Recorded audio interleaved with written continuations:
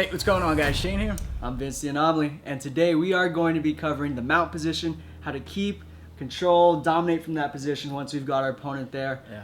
Now, if you guys notice, I'm pretty jacked, I'm pretty diesel here, but in reality, I'm a bantamweight. Okay, that's 135, guys. Most of the people I train against in the gym, they're a lot bigger than me, or they're almost usually always bigger than me. Yeah. So I found these techniques to work really well as a smaller person when you found yourself on top mount. Sweet. Let's take a look.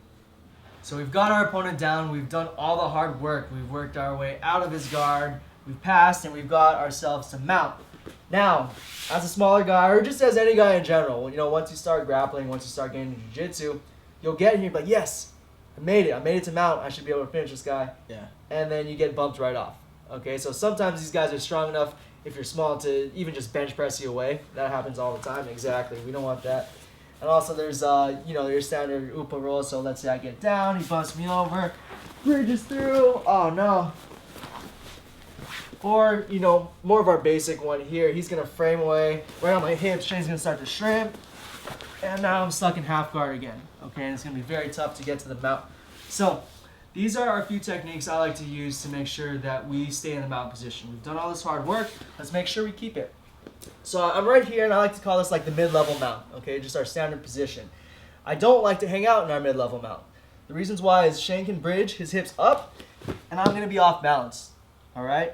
And once I'm off balance, that's going to make it a lot easier for Shane to start bridging away, start shrimping out of this mount. So as soon as I get here, guys, if I can't get up into the armpits into a high mount, I'm going to go low. So I'm going to start to grapevine these legs. I'm hooking around. I'm scooting my hips lower on Shane's body.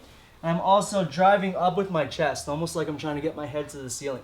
What that does is puts all my weight on top of Shane, so I'm basically surfing on top of him. Yeah, exactly, and you can hear Shane's voice go up, and that means we're putting a lot of pressure. But it also makes me stuck to Shane, okay? So if Shane tries to get out of this, he can do whatever he wants. He can start pushing away on my hips. I'm pretty stuck on top of him, okay? If it's MMA, I can start framing on his face, I can start punching. I can bridge up with my hand here and start punching down as well. And so I've got this spot pretty secured, okay? This is a pretty safe spot for me. Now, once I get here and I've secured it, Shane's tried to struggle to get out and he can't, I'm gonna start punching the face here, or if it's just jiu-jitsu, I can start framing on his chin, making him really uncomfortable. And what that does is exactly what Shane's doing right now. It brings his guard up high. Now look at all this open space. I'm gonna take it up, move my knees up high, I'm gonna get to a nice high mount. All right, so I'm up, I'm pitching my knees under Shane's armpits. I've got my weight all on top of Shane as well. And now I can start to punch, I can start to squeeze, I can keep my weight low on his face if I want to. And notice when Shane bridges now, I'm not gonna fall off. Bridge, okay, it's not really moving me here. And if you come around here on this side, I've got my knees pinched nice and high underneath Shane's armpits, and I have his arms under control. So I can start to get my S mount here, start going for these arm bars. I can stay nice and tight, keep dropping elbows. The main thing I gotta be careful of here, since the bridge isn't really helping him, is letting Shane get his hands under my armpits, okay? Once he does that, now he can off balance me and start kicking his legs up. Yeah, spinning through, creating a scramble that I don't wanna have. So I gotta be careful there. When Shane starts to get a little more space, let's say maybe he's shrimped out kind of well, I don't want to give up this middle mount position, okay, that first initial starting space that we had.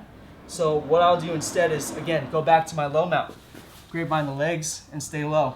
I'll start punching again, letting Shane bring his guard up. Now I've got my high mount. Let's say he's really good at bucking around. He's a lot stronger than me. He's able to shoot his head further out. He's shrimping out. I'll go back to low mount, okay? So the whole thing, the entire time, guys, is transitioning from that low position to the high position. I've really found this to work well for me, especially as a smaller person. Being able to kind of grapevine your legs around the other person, hook in there, or get up high and really pull the arms in tight so they can't move. Yeah. All those things tend to work well in larger opponents. All right, there you guys go. Shout out to the short guys. Take your opponents down, and now you know how to keep them down in the full mount. Until next time, be sure to subscribe to get the fight tips before your opponent does. I'm Shane. I'm Vince. Fight tips for the underdogs.